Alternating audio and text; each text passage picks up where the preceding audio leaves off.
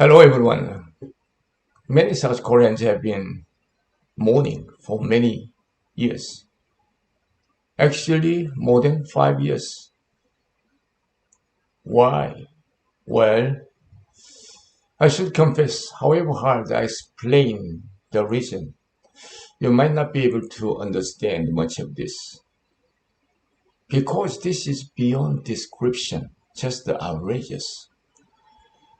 Well, even so, today I'm going to talk about how serious the South Korea's situation is at the moment. People are worried about the country that might be completely wiped out from the global map. In reality, South Korea has already been taken over by the leftist communists called Chusa faction. Now you might wonder what Chusa really means. Well, that simply means Kim Il-sungism or Kim Il-sung ideology. Kim Il-sung, you know who he is, right? I can say he is one of the most notorious men in human history. Actually, he's been dead for many years. He died in 1993. But his ideology is still vividly alive, not just in North Korea, but also in South Korea. Well, this is not just my own claim, but many professionals in South Korea also say the same thing. One of them is Kim Moon-soo, former governor of Gyeonggi province and ex-pro-democracy movement activist. Now he's fighting against Kim Il-sungism, deeply rooted in South Korea. People say he's been converted from the hell. Let me tell you a little about myself. I was born and raised in South Korea, finished the army service of 3 years. I've gone through most of the critical periods of big issues of the country. 1950s, 60s, 70s, and 80s. I've also studied, observed, and written about the political history of the country, both in university and on my own for many years. I should tell you what Kim Il-sungism, the Juche Sasang or Juche ideology has been doing in South Korea that many South Korean leftists have been following. I have to tell you today the faction has seized power in Republic of Korea and has completely covered the country with the communist ideology.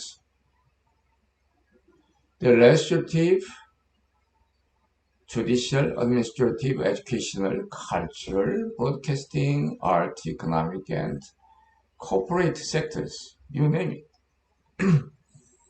There was a historic turning point. President Park Chung-hee died in 1979. Park Chung-hee has been claimed as the father of South Korea's modernization.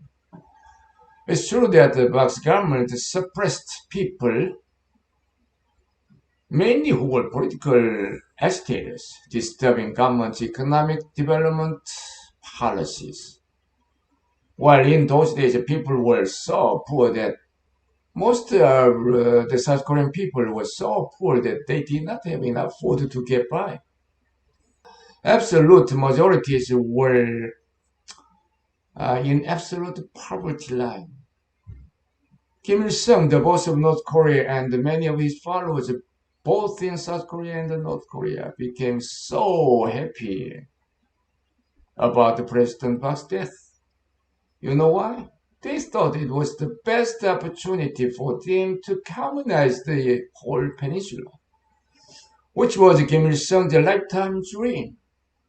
Now, what did Kim Il-sung do? He supported protesters in South Korea.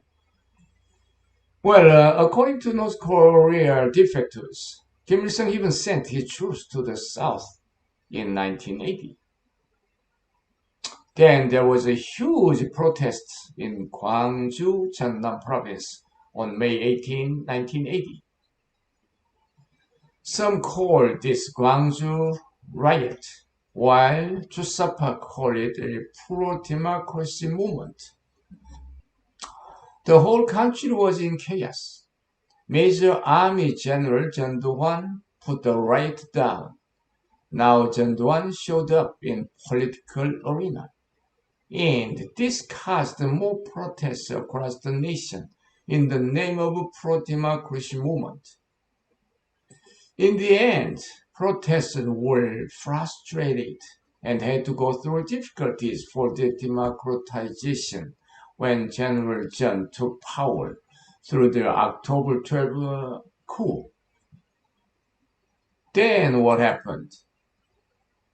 Just unbelievable. Studying Marxism, Leninism, Maoism, and Kim Il-sungism became more popular among university students. Of course, this sort of activities was done secretly.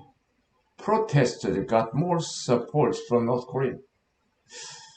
They even began to dream a communist revolution.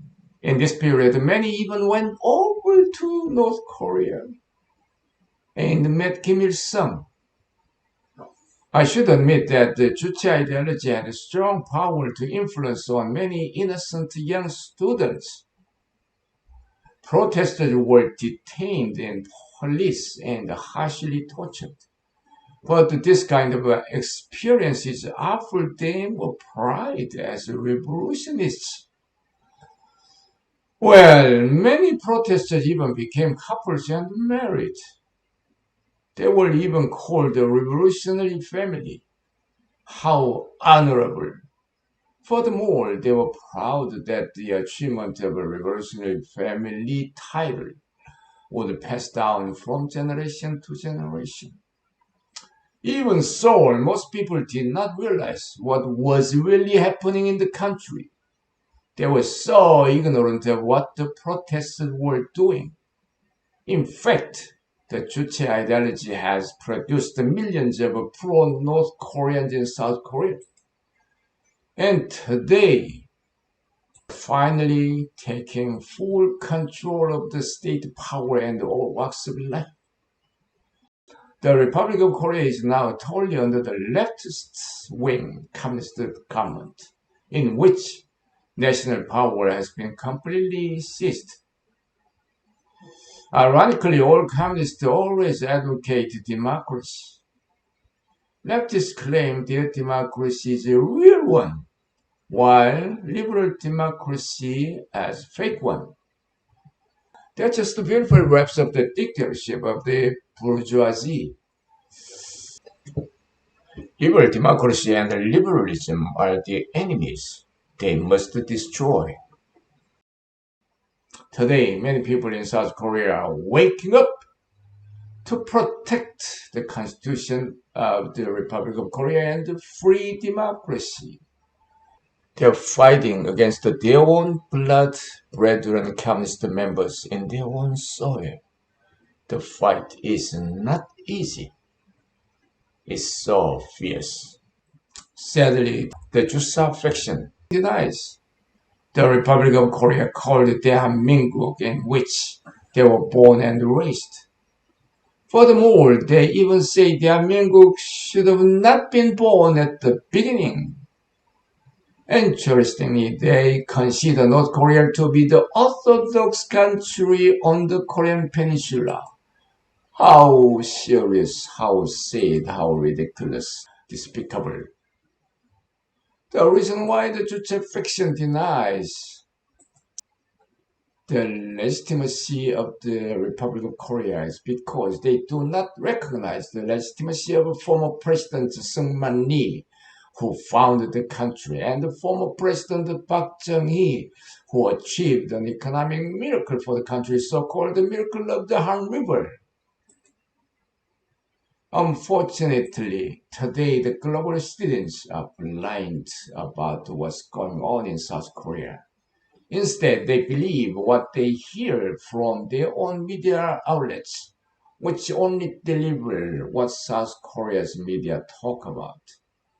Now, I should remind you of the fact that South Korea media is totally controlled by the government without the use of military force. The Jusa faction took the winning through candlelight riots, which they claim candlelight revolution, and the impeachment and arrest of President Park Geun-hye. Many leftist wing persisted that the lady President Park violated the Constitution and committed serious crimes. Well, in fact, she did not do anything wrong, legally proven. Nothing. She used to say she was married to the country in order to follow her father's legacy, late President Park Chung-hee, national hero. Many foreigners ask if the lady president is innocent and has not done anything wrong. Why South Koreans are so quiet? Are they quiet? They've been protesting since October 2016 when President Park got impeached.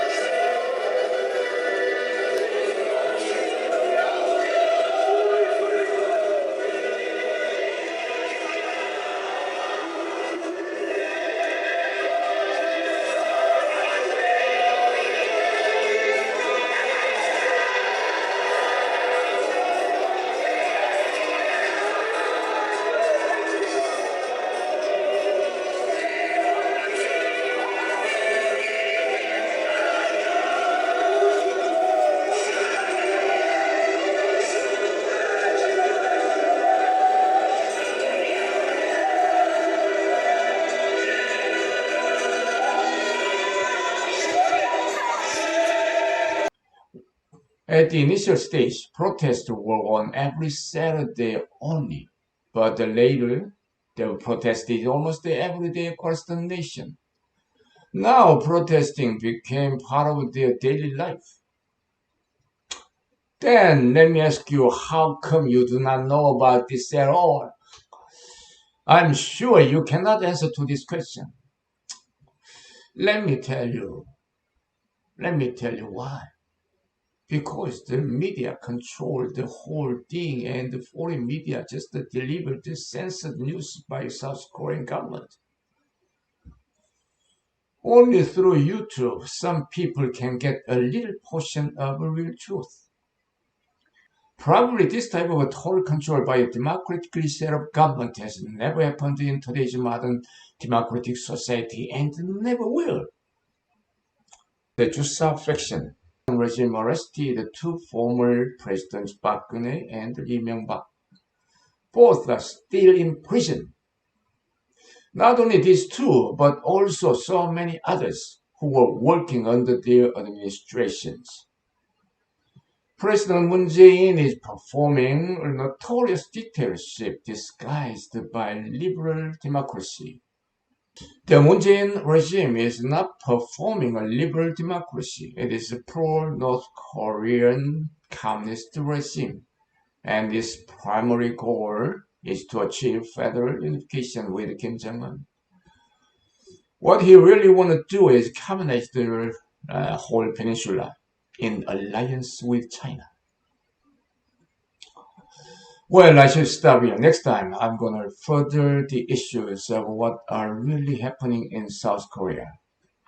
Thank you, everyone. I'm Ben Bae from Aramola TV. See you next time.